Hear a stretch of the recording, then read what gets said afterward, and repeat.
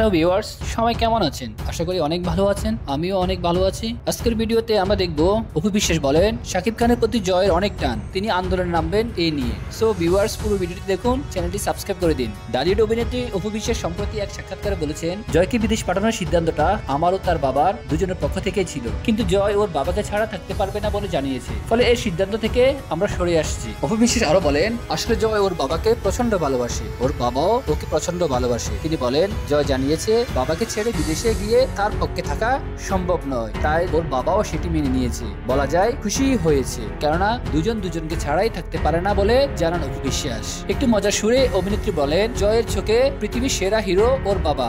সে নিজেই ওর বাবাকে voice message পাঠিয়েছে, বলেছে, বাবা তুমি অনেক স্মার্ট, আমার ছেও। আমি ওদের কথা শুনে হাসি। অপু বিশ্বাস আরো বলেন, দেখেন ও বাবার কি ভীষণ ভক্ত, তাহলে আমাদের মায়েদের আন্দোলন করা উচিত না? তিনি বলেন, আমরা মায়েরা আন্দোলন করব, এত কষ্ট করে বাচ্চাকে লালন পালন করলাম, আর দেখেন না তারা বাবার ভক্ত হয়ে যায়, মায়ের চেয়েও বাবাকে বেশি ভালোবাসে। হা হা হা। এদিকে গত বছর এক সাক্ষাৎকারে অভিনেত্রী অপু বিশ্বাস বলেছিলেন, খুব শীঘ্রই ছেলে আবরাম খান জয়কে পড়াশোনার জন্য বিদেশ পাঠাবেন। সেই সিদ্ধান্ত থেকে ফিরে এসেছেন অভিনেত্রী। এর নেপথ্য কারণ হিসেবে পরোক্ষভাবে ইঙ্গিত বুবলিকে দিয়েছেন, তার কাদা ছড়াছড়ি ও শাকিব খানের বিয়ে বিচ্ছেদ নিয়ে বিভিন্ন সময় নেতিবাচক খবরকে।